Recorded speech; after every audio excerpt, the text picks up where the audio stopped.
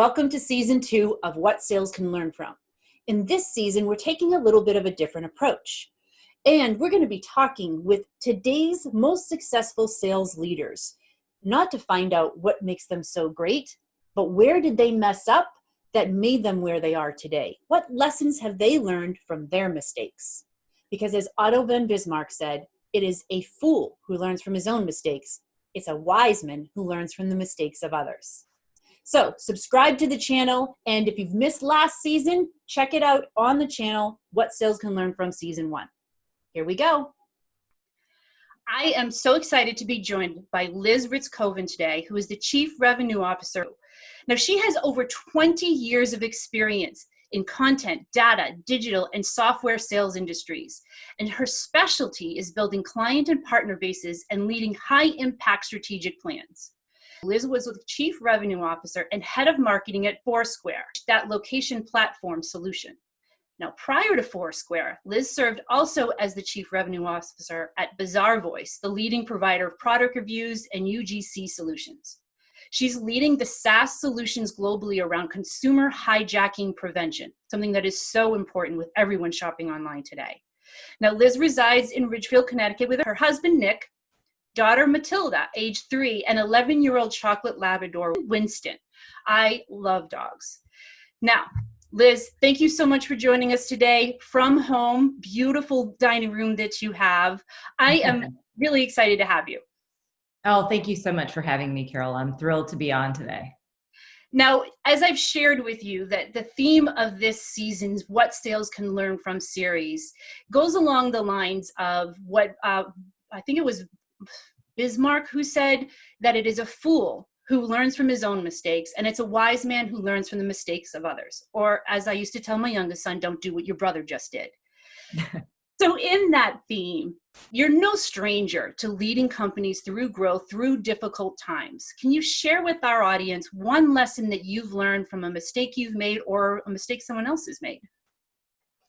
Yeah, sure. First of all, I've made many mistakes, and I believe in failing fast, recognize what happened, and be nimble and move forward. And I would say if I could offer any coaching, which has worked well for me in my career, but there were many times early on when it took me a couple times to have to go through it before I really recognized, you know what? I need to ask clarifying questions. It is very important to not be assumptive. And I think today, with the high level of empathy and emotion that people have, which makes us human beings, which is incredible, you tend to listen to what someone says and go, okay, I digested that. But you don't probe, you don't ask, you don't have more conjecture around, wait, I want to repeat what I think you said, and you tell me if I interpreted it correctly. You know, being a global CRO for as long as I have, interpretation is really important to make sure, even if you're saying the same thing here in the US, if you hear it in Latin America, if you hear it in EMEA or in Asia, it can be construed very differently. So what I have found that works great for me is to always, when someone says something, don't just say, okay, say, ask a clarifying question or reiterate what they said in a soundbite so you can confirm you're completely aligned. And it saves a lot of time down the road. It also creates better productivity around what you are trying to do together or accomplish in a group or a conversation. Yeah, absolutely. And it's something I find that at every level of a sales organization is crucial, from, CRO to VP, from VP to manager, from manager to salesperson to buyer. When we make these assumptions, we're giving into our own biases. And, as my mother would say, when you make assumptions, you're making what out of you and me. So it's so critical. I'm so glad you shared that. So speaking of that, and it sounds like really what we're talking about here is, when we're thinking about leading a team in these kinds of situations in crisis, that it comes down to really clear communication. It's one of those things we all know in our minds, but few of us are actually able to execute on. We assume we're being very clear. So why is this so important? I mean, it goes back with sort of the example I just gave about clarifying questions. First of all, you have to be real. I mean, everyone needs to start from a place of real. If you're not who you are, if you're not saying it in a way that is in your voice, in the way that you speak, it loses all of its all of its ability to be able to motivate someone, to drive a conversation, to drive a solution. And so being real is important, and particularly in a crisis like we're in now, that the global world is going through. And you want to make sure that you put the right things first. So I would say it's be real, but in a business landscape today, put your employees first, put your customers second. You know, if you can't do the right thing in the employee base and communicate to them, empower them, it just derails, I think, your ability to not only have camaraderie and come together, but also have that authenticity, which I think fundamentally builds a winning team. And aside from that, I think having a cadence of communication. So I'll share anecdotally that in this time, the things that we've been doing is over communicating. And I'm a fan of that anyway, but because of this crisis and things are changing hourly, daily, depending on what time zone you're in, it's important to get the company together as often as possible. And we're doing it on a weekly basis. Mm-hmm. Also doing stand-ups, like just getting your team together and saying, hey, what are our priorities today? How can we help each other? And being nimble. You know, I pride myself, and I believe my team and the people that I've had the pleasure of knowing and working with throughout my career, you've got to be flexible. You know, I think it comes from my husband in his military days. It's Semper Gumby, you know, always be flexible. And as long as you do those things, I think you're really setting up for success. But also it's the personal side too. You know, we're on video right now. You commented on my dining room. Thank you. I love this wallpaper. But you know, it's having happy hours or just getting and having I don't know if it's a book review, but getting friends together, getting your team together. So it's, yes, business is important, but it's also the water cooler talk that we're not getting today. And there's nothing more intimate than someone seeing inside your home. Yes, there are clever extensions and backgrounds that many people have put so that, you know, they're making it fun and making it interactive. And I so appreciate that. But I also think if you have spouses or partners or kids or pets and you see them come up, it's like real life happening. And I feel like while this is tough, not being together and not going out to dinner, not being in our offices, we do spend a lot of time video chatting, but now we're all in the same space, in the same place. And so I think it's really creating some intimacy and team building and more personal relationships, even at work, than I think was forged before. Another thing that I will add is, you know, I'm a big proponent of strategic sessions, and I typically get my leadership team together on a quarterly basis to not only look at what happened in the past quarter, but plan for going forward. And one of the things that we're doing in the next couple of weeks is really a 2H video strategic session. And we're coming together where it's not business as usual, but the thinking is as usual. And how are we going to continue to solve things and work through this together? Yeah, and I really think that is a signal and a sign of emotional intelligence and leadership, when you can actually go to your team and collaborate. All right, what are your thoughts here? How do you see this playing out? And I think that we're refocusing on that now, because even leadership is like, we need to get our team involved in this so that they feel like they're a part of it. And it is so important, because when we are working from home, one of the things that happens to all of us is we start to get this feeling of isolation. So like you said, that water cooler talk is so important, but because it helps us also to get out of our own heads, doesn't it? Like when we get isolated, all of a sudden everything seems so much worse. And now suddenly, like, you know, we talked about assumptions and we start having these entire conversations in our head with people that don't even know that they're happening. So that is, while it seems like a simple thing, it's so absolutely critical. Because even in chaos, life has to go on. What are some of the other ways that you have found in your past experience and now of how to empower others to even rise up as a leader in their groups, in their organizations? How do you empower them?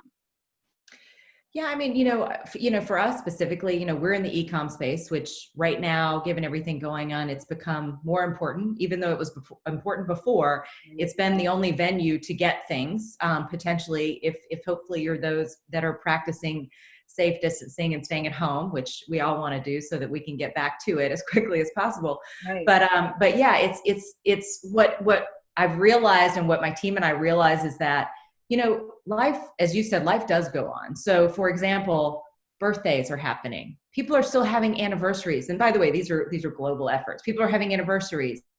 They're celebrating special moments in their lives, and they're going to continue to do that, whether it's with their family at home, or if they happen to be in an apartment in Manhattan or in London, they're video chatting with their friends and having that celebration with their families. Mm-hmm. And so what we've been doing is really saying, okay, let's really reset maybe some of the audiences that we're talking to, grocery stores. I mean, we have got to figure out a way to get more food into your home. If you're going to a restaurant and you're picking it up, but who really wants to do that every day, right? I think a lot of people are cooking more. So how can you make sure that we're working with them to give healthy tips and tricks? And ultimately, we've just been really proactive at reaching out to our customers and saying, how can we help you? How can we be there for you before they have to call us and say, hey, this is such a tough time. We're trying to do it well in advance. And I think by setting forth a strategic, hey, we're all in this together. If we need this, they need this. So let's think about them. And for our employees, we've sent a couple, thanks to our people team, we've sent some great packages to people's homes of snacks. Oh, nice. And have them delivered to everybody's house with just a note, like, we're in this together. It's okay. Now, we're not doing that all the time, but we've done that once just to do an outreach and something that's really special that feels globally inclusive. So I just think we need to try to reinforce that the connectivity and getting in front of these things and communicating with people about they are living their lives. We know they are, but to really reach over and be a friend for them during these times is really what they need the most. And I would say, finally, I sit on a few boards as a board member. And one of the boards I sit on is the New York Pops, which the New York Pops plays at Carnegie Hall. And, it's interesting because we obviously didn't have our gala this year, which is, when you're a non-for-profit and you're taking care of these musicians and all the great talent that comes through the New York Pops doors and sits on stage in Carnegie Hall, we were devastated not to be able to have it, but it's the reality. Also, we're not going to reach out to anyone and ask for a donation because that just doesn't seem like the right strategy either. So we came together and said, you know what, we're not going to do anything this year. We're going to go ahead and plan our gala for 2021, and we're doing that. But at the same time, the board, we decided we're going to match every single dollar that is donated over the next few weeks for next year, just so we can do more and create more of a, excitement around, if you do this, it's going to go so much further to help others. Yeah. Because they do so much for kids' education. We do so much for learning and creating such great environments around the world. So it's an incredible organization. So, I mean, relationship building always seems like this is something we all know that we should do, but it sounds like what you're seeing and hearing is that it's become even more important now. Like those little things, sending cards. And by the way, those gift baskets, I'll give you my address later for your people team because absolutely. The jalapeno lime chips are delicious. Oh, you're speaking my language. Absolutely. But I mean, I've gotten those like surprised, you don't know that it's coming, gift baskets. I've gotten some from people that I don't even know. It's like just sent anonymously, but it does so much to brighten your day. Or just hearing from people without any reason or any agenda, just say, hey, I just needed to hear your voice, human to human. Yeah. It's funny how it takes a pandemic for us to realize this is what's really important. Mm-hmm. And I hope that's a silver lining that we all take away from it. Like, let's do this all the time. Absolutely. And look, I mean, we've had so many people in our company and even friends of ours that babies are being born. I mean, right. It's life goes on and it's like, what can we take away from this experience? Like, let's remember how special these moments are and yes, life is chaos and it always will be, but prioritize people first, because if we can do that, I think we can go a long way as a species. I don't know what else to say. Yeah. And I know for me personally, like I live in an area where we're in the middle of the woods. Isolation is nothing new to me, but I think it's the fact that I'm not able to just go out and see someone that it's brought me back to what can I send them? How can I reach out to them? How can I let them know that I'm thinking of them in a way that I can do at any time, but it's not until I can't do it that I realize how much I need to do it. And I think that's one of the things that we can definitely take away from this, is that as a leader, as a salesperson, as a manager, we need to be able to make those small little things that make people realize they're appreciated, that they're missed, because you get that kind of a camaraderie with your team and with your customers, then they will take your call when you actually do call them. So we have all this extra time now, right? Some of us are cooking more. I know I am. But as a sales leader, what is it that we should be focused on now to be ready for when that rebound happens? Like you talked about with the pops, that we're planning for next year now. Mm-hmm. A lot of us are looking at the summertime, maybe it'll come back, maybe Q3. What are some of the things that you're doing now with your teams and encourage others to do to be ready for that bounce back? Yeah, absolutely. So hyper focused on this. It's really top of mind. So what's been really interesting is with our business in customer journey hijacking prevention, because everyone is online, the way that ad injections or the disruption from creating a fluid customer journey is happening, it is being more and more disrupted because more people are downloading extensions, trying to find Wi-Fi wherever they can, just so they can talk to loved ones and have conversations. So I decided, I feel like as we get towards the fourth quarter, which we're on a calendar year, so I would call it that holiday time, I really feel like, and I hope, knock on wood, that we are truly back to whatever that normal is. Consumers are spending, doors are opening. We are back to a better state of getting our world back to the usual notion of shopping and brick and mortar. Now, I don't know what that's going to look like yet, but I feel like what we've seen and what we're seeing happening, it's the time to get our house in order. So I've been spending a tremendous amount of time getting back to basics. And what do I mean by that? I mean, let's cleanse and let's purge. And by the way, I'm doing it professionally. I've also been doing it personally because I have time to clean closets. And Yeah. My husband just put in a garden for my daughter. So that's happening. But professionally, it's time to start thinking about what are we going to do differently? And so I'll give you an example. As a few of the sellers have been out talking to customers, whether existing customers or new customers, you know, the dialogue has changed. Actually, customers there, it's less about no, I get what you do. It's more about, but can you help me solve this? I need to look better at customer acquisition. I need to talk strategically. So now we're working on real-time training around the consultative approach to really have an open dialogue with our customers about what's happening with their business and how we can help them, whether it's marketing spend, what creative looks like. I mean, all of that kind of affects what consumers are seeing online and making that a fluid experience so they don't get lost. Mm-hmm. We're also thinking about 2021. So once we start hiring people, once we start doing these things and onboarding people, how could that look better? What could that experience look like differently? Also, when you think about planning for that, when do we need to get butts in seats, excuse the term, but people in-house to be ramped and productive in order to be able to give them a quota as we go into 2021. So those are things, let's train, let's coach. Like, you know, we do have career laddering in place, which again, it goes back to what I said earlier, the employee is the most important person, but let's continue that theme and figure out how we can help people grow their careers and challenge them better and just train them. And so we're spending some time looking at those playbooks and how we can refine that as we go into the next year. Absolutely. And it's a lot of what I'm hearing from CEOs and CROs of what they need to be doing right now. I love the analogy that you used of cleaning your own house. I'm definitely cleaning out closets as well. Like looking for ways for things to be more efficient, because that's something we can control, right? Like we can't necessarily control when the government will decide to reopen things. We can't necessarily control anything else, but we can control our reaction to it, how we handle it. Training and coaching and developing is something that's important all the time, just like relationship building is, but it becomes even more paramount now when you're trying to figure out, all right, who on our team is going to actually be able to sell our way through this? What training and support do they need? Are they able to sell consultatively? How viable is our pipeline? Like, I think what's going to happen, and this is just my 2-cent prediction, is that we're going to see a lot more focus on the people development of things versus the technology side of things. because I think in the past that we've tried to figure out a way to get technology to replace people because we had a people shortage.